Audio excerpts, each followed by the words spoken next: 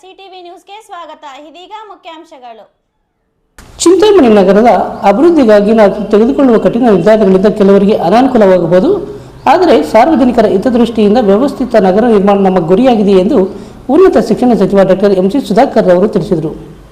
ಚಿಂತಾಮಣಿ ನಗರದ ತಾಲೂಕು ಪಂಚಾಯಿತಿ ಸಾಮರ್ಥ್ಯ ಸೌಧದಲ್ಲಿ ನಗರ ಯೋಜನಾ ಪ್ರಾಧಿಕಾರದ ನೂತನ ಕಚೇರಿಯನ್ನು ಉದ್ಘಾಟನೆ ಮಾಡಿ ಮಾತನಾಡಿದ ಅವರು, ನಗರದ ವ್ಯವಸ್ಥಿತ ಬೆಳವಣಿಗೆಗೆ ಪ್ರಾಧಿಕಾರದ ಪಾತ್ರ ಬಹಳ ದೊಡ್ಡದಿದೆ. ಸಾರ್ವಜನಿಕರು ತಮ್ಮ ನಿವೇಶನ ಹಾಗೂ ಕಟ್ಟಡಗಳ ಅನುಮೋದನೆಗಾಗಿ ಇನ್ನು ಮುಂದೆ ಅಲಿಯುವ ಅಗತ್ಯವಿಲ್ಲ ಎಂದು ತಿಳಿಸಿದರು. ಈ ಹಿಂದೆ ಆಶ್ರಯ ಬಡಾವಣೆಗಾಗಿ ಗುರುತಿಸಲಾಗಿದ್ದ ಜಾಗಗಳ ಬಗ್ಗೆ ಮಾಹಿತಿ ನೀಡಿದ ಅವರು, ಬಡವರಿಗೆ ನಿವೇಶನ ನೀಡುವ ಉದ್ದೇಶದಿಂದ ಈ ಹಿಂದೆ ಸುಮಾರು 33ರಿಂದ 36 ಎಕರೆ ಜಾಗವನ್ನು ಗುರುತಿಸಲಾಗಿತ್ತು. ನಗರದಲ್ಲಿ ವಸತಿ ಸೌಕರ್ಯದ ಅಗತ್ಯವನ್ನು ಮನಗಂಡು ಪೌರ ಕಾರ್ಮಿಕರಿಗೆ ಅಪಾರ್ಟ್ಮೆಂಟ್ ನಿರ್ಮಾಣ ಹಾಗೂ ಆಶ್ರಯ ಬಡಾವಣೆಗಳಲ್ಲಿ ಬಾಕಿ ಉಳಿದ ಸುಮಾರು 10 ಎಕರೆ ಪ್ರದೇಶದಲ್ಲಿ ಬಹುಮಹಡಿ ಮಾದರಿಯ ಅಪಾರ್ಟ್ಮೆಂಟ್ಗಳನ್ನು ನಿರ್ಮಿಸುವ ಆಲೋಚನೆ ಇದೆ ಎಂದು ಸಚಿವರು ತಿಳಿಸಿದರು. ನಗರದ ವ್ಯಾಪ್ತಿಯಿಂದ 5 ಕಿಲೋಮೀಟರ್ ವ್ಯಾಪ್ತಿಯಲ್ಲಿ ಯಾವುದೇ ಸರ್ಕಾರಿ ಭೂಮಿಯನ್ನು ಅಕ್ರಮವಾಗಿ ಸಕ್ರಮಗೊಳಿಸಲು ಅವಕಾಶವಿಲ್ಲ ಎಂಬ ಕಾನೂನನ್ನು ಕಟ್ಟುನಿಟ್ಟಾಗಿ ಪಾಲಿಸಲಾಗುವುದು ಎಂದು ವಿವರಿಸಿದರು.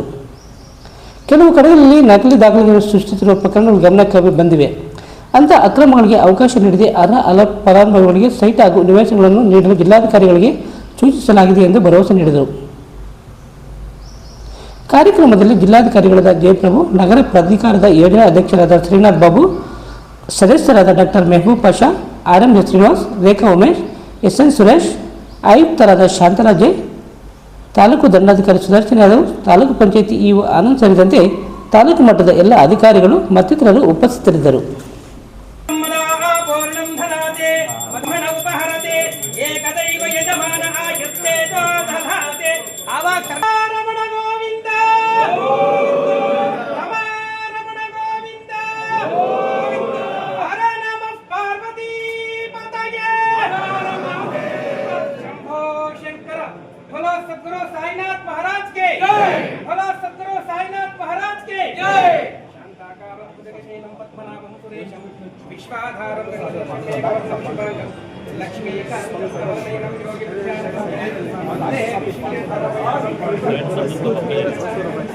ಕಚೇರಿಯನ್ನ ಉದ್ಘಾಟನೆ ಮಾಡುವಂತದ್ರ ಜೊತೆಗೆ ಪ್ರಪ್ರಥಮ ಸಭೆಯನ್ನ ನಾವು ಇಟ್ಕೊಂಡಿದ್ದೀವಿ. ಹೀಗೆ ಈ ಒಂದು ಪ್ರಾಧಿಕಾರಕ್ಕೆ ಹಿಂದೆ ನಾವು ಯೋಜನಾ ಪ್ರದೇಶಕ್ಕೆ ನಮ್ಮ ಶ್ರೀನಾಥ್ ಬಾಬು ಅವರನ್ನ ಮತ್ತು ಸುರೇಶ್ ಅವರು, ಡಾಕ್ಟರ್ ಪಾಷಾ ಅವರು ಮತ್ತು ನಮ್ಮ ಆರ್.ಎಂ.ಸಿ. ಶ್ರೀನಿವಾಸ್ ಅವರಿದ್ರು. ಯೋಜನಾ ಪ್ರಾಧಿಕಾರ ಆದ್ಮೇಲೆ ಇನ್ನೊಬ್ರು ಸದಸ್ಯರು ಹೆಚ್ಚಾಗ್ತಾರೆ. ಈಗ ಇದರಲ್ಲಿ ಜಾತಿವಾರು ಪ್ರಾತಿನಿಧ್ಯವನ್ನು ಕೊಡಬೇಕಾಗಿರ್ತಕ್ಕಂಥದ್ದು ಸರ್ಕಾರದ ನಿಯಮ.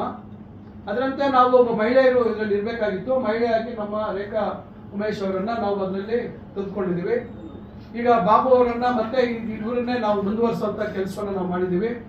ಈಗ ನಮ್ಮ ಮುಂದೆ ಇರ್ತಕ್ಕಂಥದ್ದು ಇಷ್ಟೇ.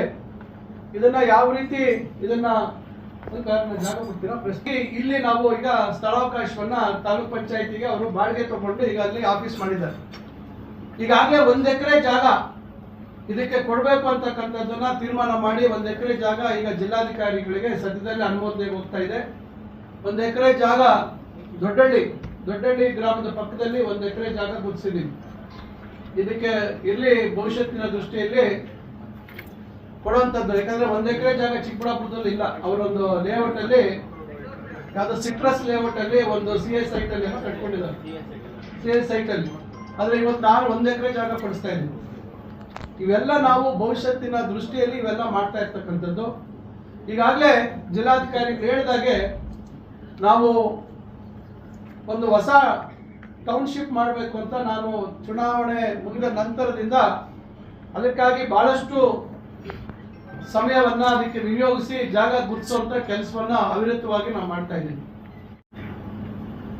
ನಂತರ ಈಗೇನು ಇದಕ್ಕೆ ಯಾವುದೇ ರೀತಿ ಆದಾಯ ಇರ್ತಾ ಇರಲಿಲ್ಲ ಮತ್ತು ಬಹಳಷ್ಟು ಜನ ಈ ಕಾನೂನನ್ನ ಪಾಲನೆ ಮಾಡ್ತಾ ಇರಲಿಲ್ಲ. ಅದರಿಂದ ಇದಕ್ಕೆ ಒಂದು ಸ್ಪಷ್ಟವಾದಂತ ರೂಪ ಕೊಡಬೇಕು, ಒಂದು ಪ್ರಾಧಿಕಾರ ಆಗ್ಬೇಕು ಅಂತಕ್ಕಂಥ ಕನಸಿತ್ತು.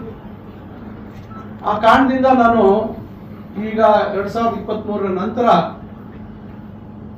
ನನಗೂ ಸರ್ಕಾರದಲ್ಲಿ ಅವಕಾಶ ಆಯಿತು ಮತ್ತು ನನ್ನ ಆತ್ಮೀಯ ಗೆಳೆಯರು ಸುರೇಶ್ ಅವರು ಮಂತ್ರಿ ಆದರು. ನಾನು ಅವರಿಗೆ ಪತ್ರ ಕೊಟ್ಟೆ, ಚಿಂತಾಮಣಿ ಯೋಜನಾ ಪ್ರದೇಶವನ್ನ ನಗರಾಭಿವೃದ್ಧಿ ಪ್ರಾಧಿಕಾರ ಮಾಡಿ ಅಂತ ಹೇಳಿ.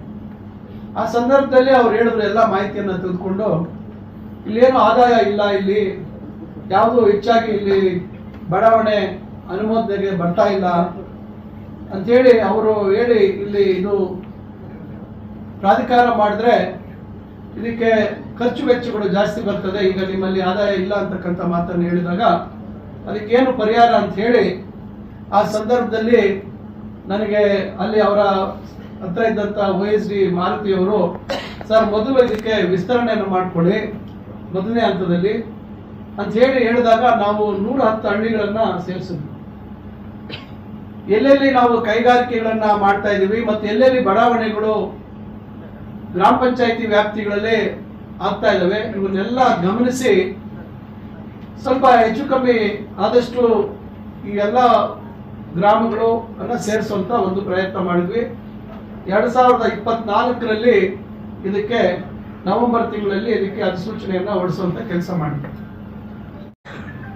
ವಿಶೇಷವಾದಂತ ಒಂದು ಈಗ ವ್ಯವಸ್ಥಿತವಾಗಿ ಆಗ್ಬೇಕಾದ್ರೆ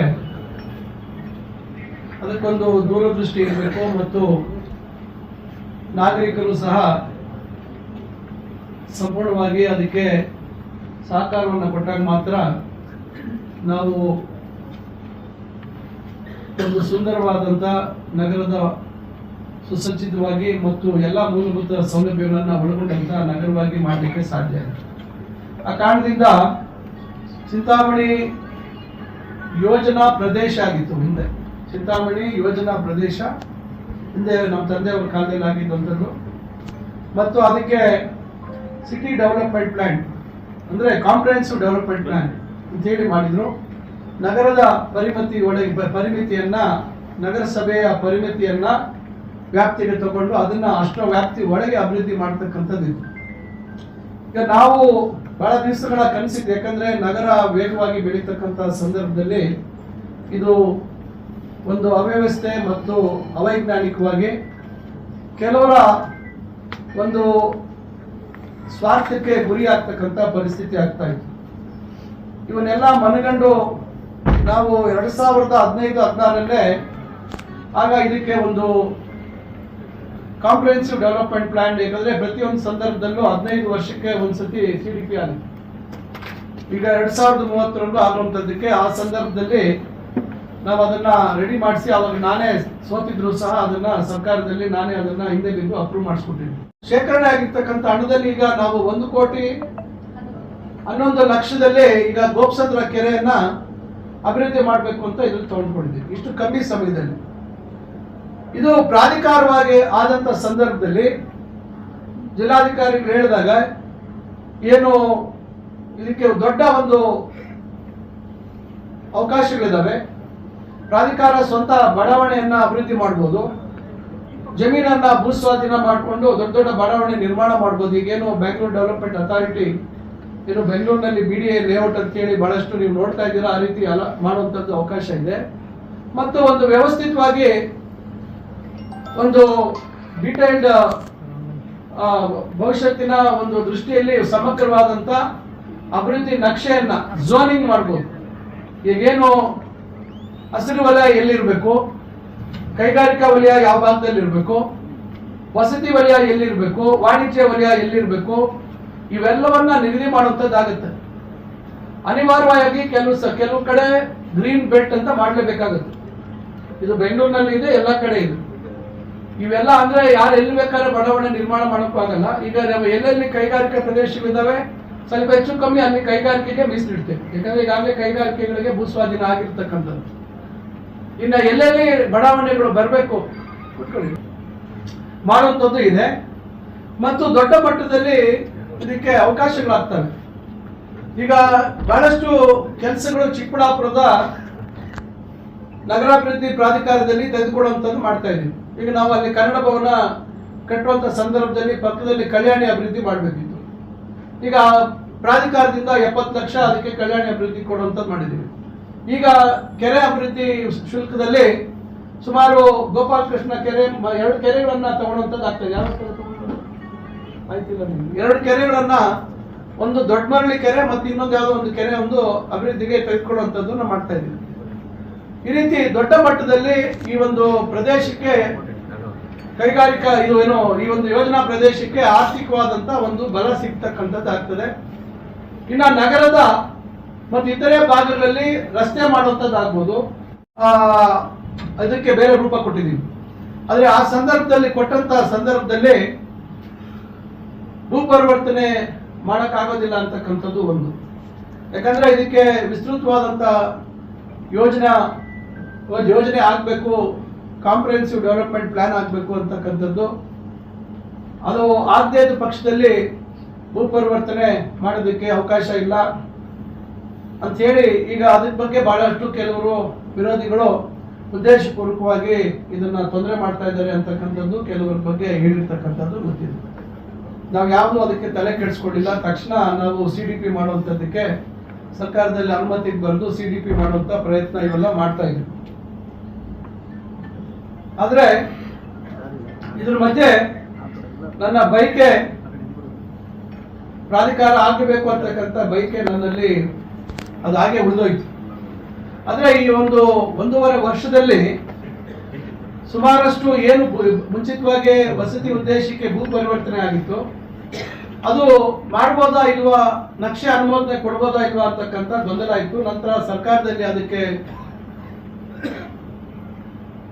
ಏನು ಅವಕಾಶಗಳಿದಾವೆ, ಸರ್ಕಾರದ ಸಲಹೆ ಸೂಚನೆಗಳನ್ನ ಪಡ್ಕೊಂಡು ನಾವು ಆ ಕೆಲಸಕ್ಕೂ ಚಾಲನೆ ಕೊಡುವಂಥದ್ದು ಮಾಡಿದ್ವಿ. ಬಹಳ ಕಮ್ಮಿ ಸಮಯದಲ್ಲಿ ಇವತ್ತು ಯಾವುದೇ ಒಂದು ಭೂ ಪರಿವರ್ತನೆ ಮತ್ತು ಅನುಮೋದನೆ, ನಕ್ಷೆ ಅನುಮೋದನೆ ಮಾಡುವಂತ ಸಂದರ್ಭದಲ್ಲಿ ಕೆಲವು ಅವರೇನು ಆಚೆ ಇದಾರಪ್ಪ ಫಂಡ್ ಅಂತ ತೆಗಿತಾರೆ. ಈಗ ನಮ್ಮ ಬಡಾವಣೆದೇ ನಾವು ಸುಮಾರು 20 ಲಕ್ಷ ಎಷ್ಟು ನಾವೇ ಅಲ್ಲ, ಅದು ನಾವು plan district urban town and country planning ಅಲ್ಲಿ ಸುಮಾರು 25 ಲಕ್ಷಕ್ಕಿಂತ ಹೆಚ್ಚು ಹಣ ಕಟ್ಟಿದ್ವಿ ಪ್ಲಾನ್ ಅಪ್ರೂವಲ್ಗೆ ನಮ್ಮ ಬಡಾವಣೆ ಮಾಡ್ಬೇಕಂದ್ರೆ. ಆದ್ರೆ ಅದರಲ್ಲಿ ಬಹುಶಃ ನಾನು ತಿಳಿದಂಗೆ 15 ಲಕ್ಷಕ್ಕಿಂತ ಮೇಲೆನೆ ಏನು ಪರ್ಸೆಂಟೇಜ್ ಲೇಕ್ ಡೆವಲಪ್ಮೆಂಟ್ಗೆ ಕೊಡ್ಬೇಕಾಗಿತ್ತು.